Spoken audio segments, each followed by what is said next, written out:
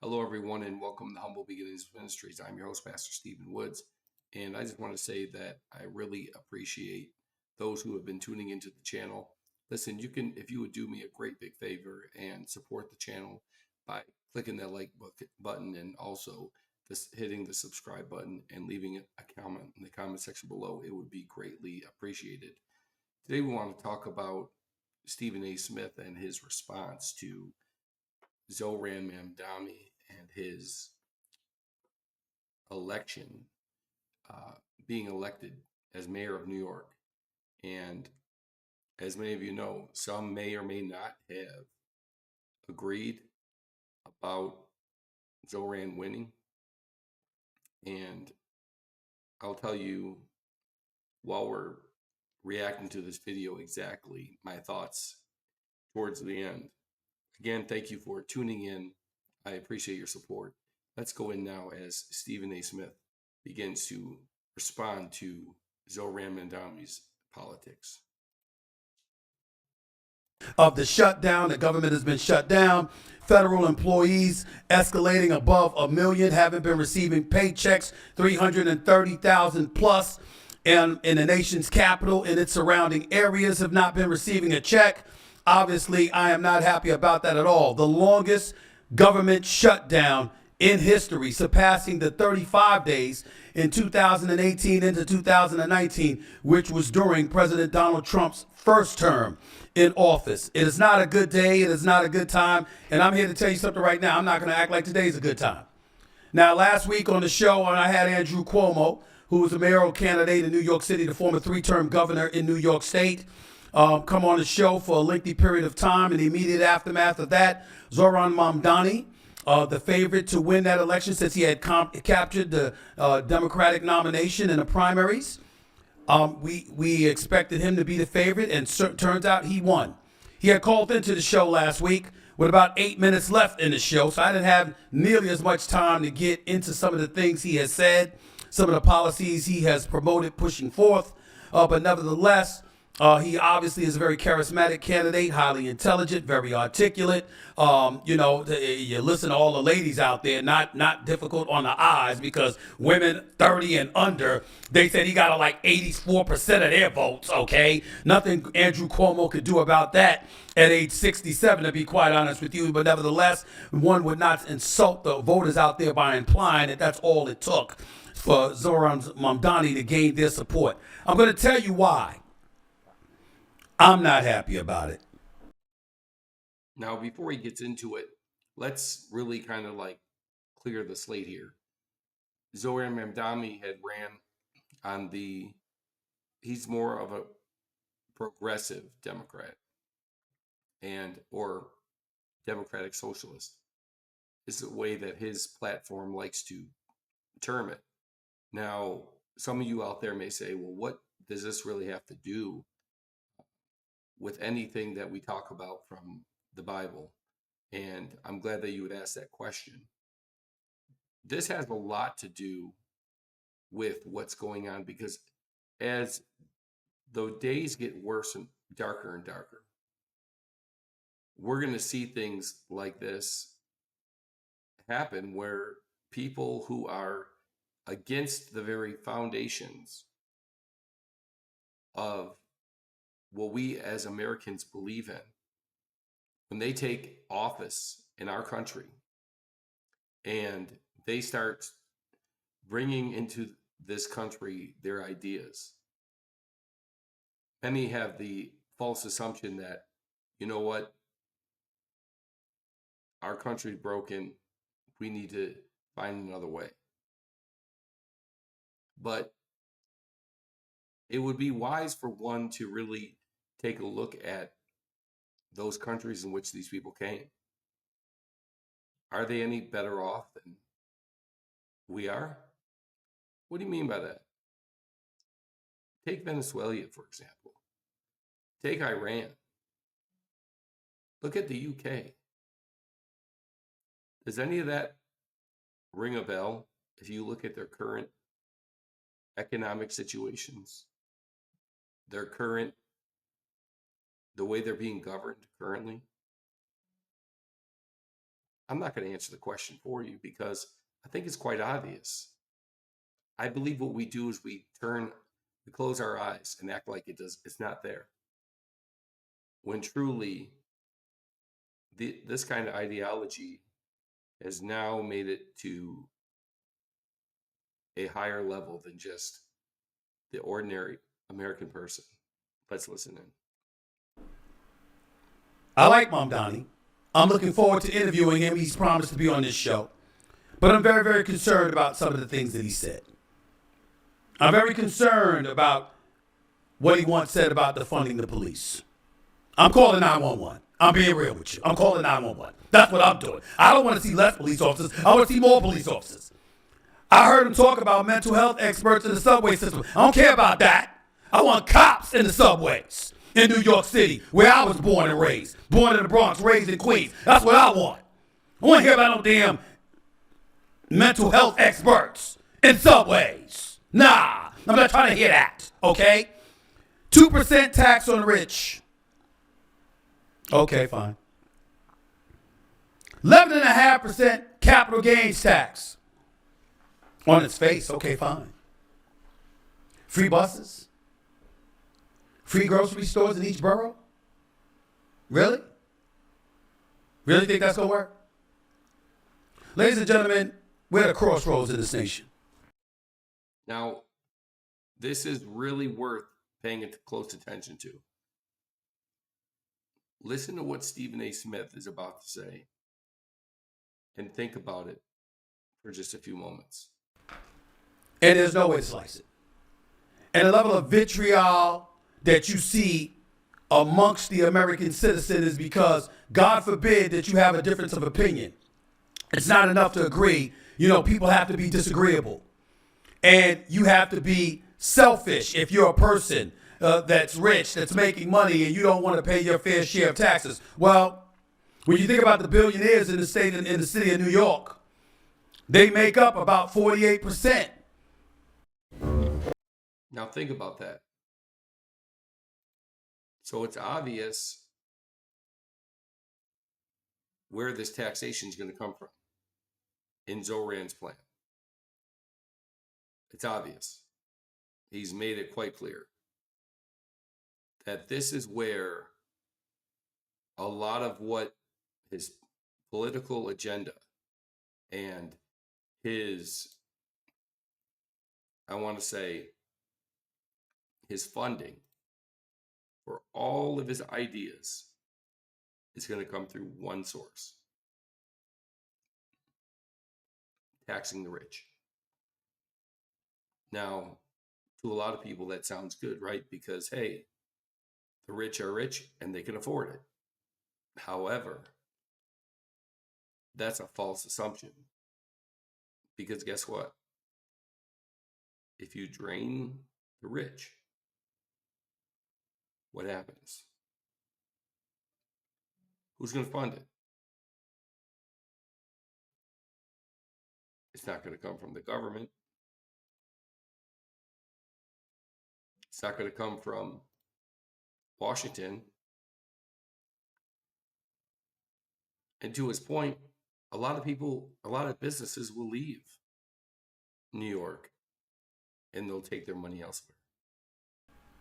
In terms of the amount of taxes that they dole out compared to the average American, compared to the rest of New Yorkers.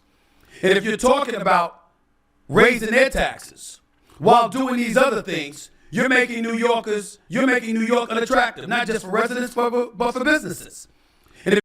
And I think that that's one of the communist plans. When you look at communist ideas, let's say these businesses do pack up and they leave. Well, what happens? It opens up for other businesses and establishments, perhaps maybe even more Muslim-owned businesses. And before you know it, New York City turns into Dearborn, Michigan. And I like what Stephen A. Smith said in the beginning. He said, we're living in a day and time where a difference of opinion can almost get you canceled. People don't want to hear an opposing view. They want to cry out racism, Islamophobia, all these things. You know why? Because their aim is to shut people down. Anyone that opposes them, they will try to shut down. Let's listen to what Stephen A. Smith has to say. If you make it unattractive for businesses and you don't, and you compromise the ability to be the capitalist that these people are, then they take their businesses elsewhere. So the money that they paid on their homes or in rent, they move out of the city or the state. Businesses follow. And then ultimately the tax burden falls on to New Yorkers out there, which means that rent freezes, which is also something that Mamdani pushed. Is that really going to be plausible? Or are you really going to be able to freeze rent? Or are you going to end up hiking it? Because you don't have enough people here to pay it. Tax revenue, where are you getting that from? See, these are all the kind of things that we have to connect the dots and ask ourselves, 1 + 1, does it equal 2? Is it really plausible that these things are going to happen? According to Mayor Hochul, 90% of the stuff Mamdani said he can't do on his own. He got to come through her in the state legislature in order to get it done. Is he going to be able to do that? What level of support is he going to have outside of young whippersnappers out there who love him and are so in love with his personality and everything else that they didn't really dot the I's and cross the T's and look at actual policies and the kind of effect that's going to have on New Yorkers? That's what I'm worried about. He said a mouthful right here. He won off of the ignorance of the younger generation. Now, that's not all of them. That's not most of them. But it was enough for him to be able to win the election. I've done some searching on the web, and I found that he went to different mosques and petitioned Muslims to vote him in. And if we don't see the handwriting on the wall here, that the Muslim population has grown within our country so mightily that they can get one of their own people in to a place of office. Now, right, wrong, or indifferent, whether you agree with it or not, but anyone that's anti-American, anti-against the values in which we uphold, to reach a place of office, a man who does not respect America, a man that doesn't respect its values or laws, for that matter, because he even said in a statement, oh, we need to integrate new laws. Oh, I wonder what law that's going to be. He's going to try to initiate Sharia law. None of these young people, I'm sure, did any background on this man to find that he's part of one of the most leftist Muslim groups that's out there. And it seems like, oh, we'll just vote him in because we need something different. And again, to Stephen A.'s point, free grocery stores, are you kidding me? The more that government is involved in our affairs, the more control they have and the less freedom we have. It's time to wake up and really smell the coffee. Worried about. I hope I'm wrong. Because talking to him, I like him. I'm looking forward to sitting down and interviewing with him. I just want to know where the money coming from. See, I count. Okay? I count. And I can't tell you how many young teenagers, it could be daughters, it could be nieces and nephews, it could be friends and family members, relatives, of folks along that age gap. And you're asking the same question. And you know what you come up with? The people who love Mamdani the most are not people who pay bills every day. I'm not saying that applies to everybody. I'm not applying that. But they certainly not people that pay bills every day all the time. You don't see business owners clamoring to support them. I'm just saying these things are important to bring up. Stephen said it great. His supporters are those who don't want to work, who don't pay bills. And again, what does the Bible say? If a man don't work, he don't eat. When the generation that we have now is so afraid, they think that they're going to make money off of video games. They have no work ethic. They think that, oh, I'll just live off the system. The system wasn't meant for you to take advantage of it. It was meant to be a system as to when you were to fall down, that you had support in the time of need, not to rely on it. Not to, if you fall down, not to stay down. That was its original intent. And the sad thing is people abused it. And now look what's happened. Because there's going to be a divide that takes place. Remember, Mamdani's ascension and his win in the mayoral election in New York last night is entirely different from what supposedly transpired in New Jersey with Mikey Sherrill beating Citarelli for the gubernatorial seat, and of course in Virginia, where this lady Sears ultimately lost to Abigail Spanberger. So now he's going to get into why this is so important to understand. Because little do we know the magnitude of what's really going on.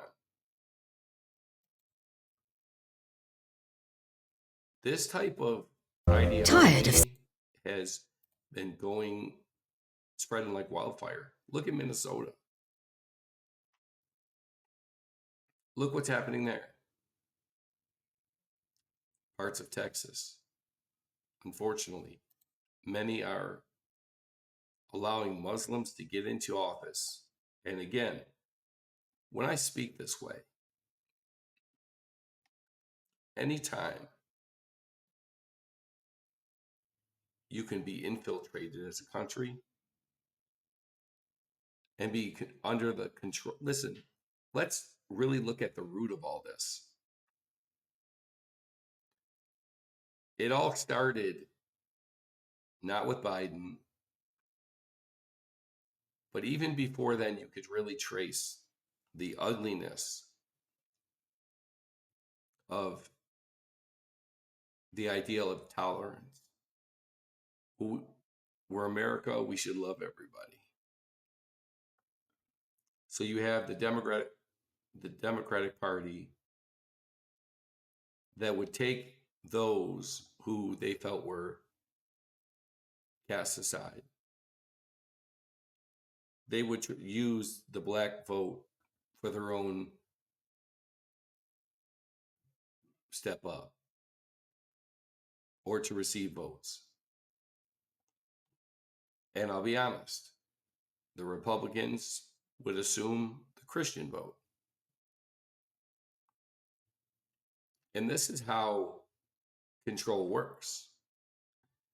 A government doesn't have to control you necessarily with guns and violence. They can control you with ideas. Ideas that come via the television, social media. All it takes is to get a backing. All it takes is to prey on the victimized or those who deem themselves to be victims. And before you know it, you have control. Why? Well, you have one race fighting against another. You have all different kinds of divisions in the corporate world. All different kind of ideas that are humanistic and just ideologies coming from the university. In fact, growing up, it was instilled in us how our lives were to be ordered. You went to school, you graduated from high school. That wasn't enough. Then they added college and said, well, the only way for you to have a guaranteed good job is to get a college degree. I'm sorry to say it. There's a lot of unemployed, underpaid college graduates, whether it's black, white, it doesn't matter which race. You can say what you want to say. And where did that stem from? And it's not to blame shift here, but generations of parents that worked the 9-to-5 job to put food on the table and shelter over their head, bought into the idea that, you know what, I want my kids to have better than me. And that's not a bad thing to aspire to. However, what about teaching your children the opposite, that, you know what, you can own a business. You don't have to work 9-to-5. And so what happened was, from elementary school through high school, our children were indoctrinated under the guise of, hey, you know what? We're going to educate your children and prepare them for life. And you know what they did? They casted their vision of how they wanted us to be.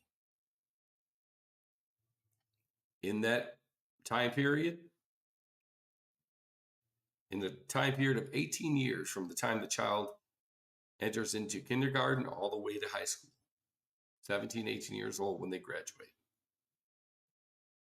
they turn against the parents, telling your child, if your mommy or daddy touches you, just let us know, we'll handle it. So if mommy or daddy spanks, disciplines, or any of that, they're demonized. That's how we got here. Children that they don't want to work, they roam the streets late at night, they get drunk, they get high, they do all these things. Instead of making something of themselves, we chalk it up as capitalism doesn't work. We chalk it up as this person's got advantage over me.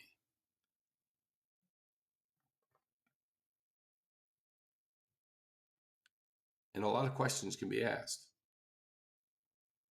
Who's really holding you down? The man in the mirror. Let's listen. By the way, I think Spanberger and Sherelle were roommates at one time or another. Winsome Earl Sears, she lost by convincingly, to say the least. But the reason I bring that up is because their campaign was a bit different than Zohran Mamdani. They were talking about affordability issues just like he was. But they were also a bit more pragmatic in their thinking. They weren't talking about free grocery stores and free bus rides. They weren't talking about those things. They were talking about centrist kind of policies that would ingratiate themselves with the vast majority of American citizens in their respective states, because guess what? They recognize that's where the meat of the electorate lives. Not on the fringes with extreme progressivism. Not on the fringes with the MAGA right. 85% of the population lives there. That's where I live. That's why I'm on POTUS. That's where we live. We ain't veering one way or the other to the extreme, because we understand, it is about affordability. But it's also about the economy. It's also about safety in the streets. And when you're talking about the combination of a free bus rides or free grocery stores, and oh, by the way, less police, or at least not more police officers, and not prioritizing law enforcement in the streets of a city, of a state, of the United States of America, you got a problem. You got a problem. And so now we got to sit up here and we got to ask ourselves, where are we going from here? Where are you going to find yourself? What you going to do? Well, the truth of the matter is, if we keep going in the direction we're going, we'll no longer be the United States of America. And that is the ungodly plot of what the Muslims are trying to do in our country. Not all of them, but those who are ascending to these high places. They are wolves in sheep's clothing. They'll smile in your face, shake your hand, smile and hold babies, all that, until they've reached to the apex of power. It's kind of like a cancer in your body. You don't know it's there until it's attacked all your organs. And then comes the death sentence. We need to really wake up in our country and understand this isn't fear-mongering. This is reality. And again, Stephen A. Smith didn't say this, but if you really look at it, the idea of progressivism, it tried to rear its ugly head early on in our country. Marxism and all these things. And it wasn't able to win. But now we're seeing a shift in the mindset of people that aren't using the gift of their mind that the Lord gave them. It's because they choose to love wickedness rather than righteousness. The fact of the matter is that when you see the contrast that Stephen A. Smith is using, you have to understand something. He's letting you see that there are some part of the Democratic Party that has a soundness to their agenda. There's more of a middle, more conservative Democrat. Same with Republican. There's a lot of Republicans that don't agree with Trump. But then you have the far right and the far left. The extremes. And outside of those extremes is the Progressive Party. Outside of those extremes is the far right and nationalism and all those things. And that's the danger. But when people have your emotions roused and have you responding in ways without you thinking critically, without using your mind to really decipher, wait a minute, is what this person is saying, is it really true? Because if not, we will be duped. And you know what? We need to wake up before it's too late. Because we got a shutdown going on. And folks going to get volatile. These government officials don't get their act together. People ain't receiving a paycheck. How long you think that's going to last before disorder reigns? You can't do this to American people. You can't do it. Now I know that we've seen politicians say all of these things and address some of these things, but I ain't satisfied the fervor with which it's been addressed because the shutdown is still going on. And needless to say, the president chimed in because a lot of people chimed in, and the president was one of those people, and he wanted to make sure that he had something to say about what he believes should be done. But I'm going to tell you, before I go to him, here's what I want to tell you. Now, again,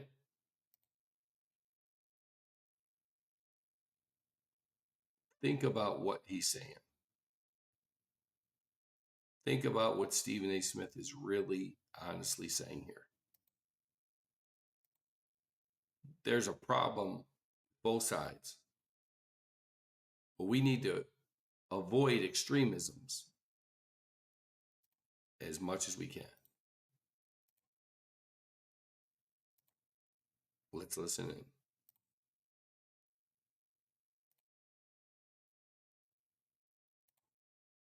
No matter what they deny, this election was as much about Trump as it was about anybody. Because I don't believe that folks went to the polls because of Sherelle or Spanberger or even Mamdani. I think they went to the polls because they wanted to send a message that they are against Donald Trump. Because as I've repeatedly said, you don't like the way he acts. There's Trump's tweet right there. Trump wasn't on the ballot. This is Donald Trump on his Truth Social account. Trump wasn't on the ballot, and shut down were the two reasons that Republicans lost elections tonight. Once again, it's about him. You ain't going to be on the ballot in 2026, the midterms. You ain't supposed to be circumventing the 22nd Amendment and running for a third term, being on the ballot in 2028. You're supposed to be going. Your last election was supposed to be in 2024. Which means whether it's J.D. Vance, whether it's Marco Rubio, whether it's Ron DeSantis, the governor of Florida, or somebody else, it's going to be somebody other than Donald Trump. What you going to do, GOP?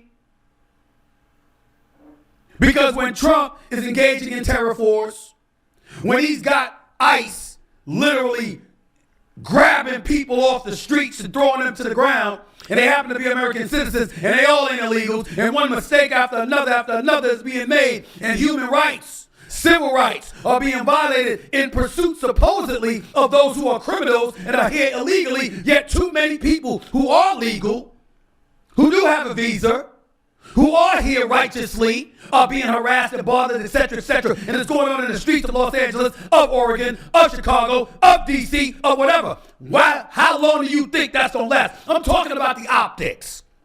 I don't have the numbers right now in front of me. They don't change anyway. I'm talking about the optics, how it looks. That's not America. No, he's telling the truth. And when something like that happens, people are going to respond. But before they get to respond about that, in their own roundabout way, they did it through the election. And because they did it through the election, a whole bunch of people had a lot to say. Let's show Marjorie Taylor Greene, who showed up on The View on ABC earlier, and listen to what she had to say about the shutdown and the GOP's role in the shutdown. Take a listen. The worst thing that I just can't get over is we're not working right now. And I put that criticism directly on the Speaker of the House. And we should be at work. All the people sitting in this audience, they go to work every day. People at home watching this show, they go to work every day. Ladies, you go to work every day. The people on your set. And it is an embarrassment to me that we're not in session. That was Marjorie Taylor Greene. She's talking about the shutdown and that not being in session. The reason why I bring that up is because Governor Glenn Youngkin from Virginia, who's about to be succeeded by Spanberger, blamed Republicans' widespread election losses in the state on the recent government shutdown. Quote, I firmly believe the government shutdown was a very, very big challenge as we ran into this election. We have 330,000 government workers here that weren't getting paid. That is a real challenge heading into an election. That is what Governor Youngkin from Virginia had to say about what transpired. That's what he had to say. Zohran Mamdani had his own words to say, especially pertaining to calling out Donald Trump. Listen to what Zohran Mamdani, the mayor-elect of New York City, had to say about the president last night. So Donald Trump, since I know you're watching, I have 4 words for you. Turn the volume up. We will hold bad landlords to account because the Donald Trumps of our city have grown far too comfortable taking advantage of their tenants. We will put an end to the culture of corruption that has allowed billionaires like Trump to evade taxation and exploit tax breaks. We will stand alongside unions and expand labor protections because we know just as Donald Trump does. That when working people have ironclad rights, the bosses who seek to extort them become very small indeed. That's Zohran Mamdani, the mayor. Now pay attention to his ideology. When a political figure holds that view, pay close attention. Because right before your eyes, when he diminishes the wealthy, what happens to the government? It gains more power. How do you destroy a capitalist country?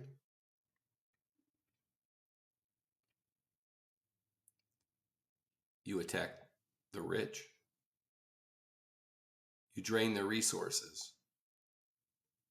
Then all of a sudden, the government pretends to come in to rescue all the poor. And guess what? Along with that goes innovation. Along with that goes just the whole idea of stewardship and generosity. People start looking to the government. And before long, they'll look at government as God. You may have asked tonight, what does all of this have to do with the Bible? I believe it has a lot to do with the Bible. In the particular case that God created man to work. We find that in the book of Genesis. All this sinful corruption, whether it's in high places, whether it's in the mayor's office, whether it's in the governor's office, there is some things playing behind the scenes more than what we really know. But it's time to wake up and smell the coffee. The Bible says the day that you hear his voice, harden not your heart. If you really think about it for a moment. Government really doesn't care about you.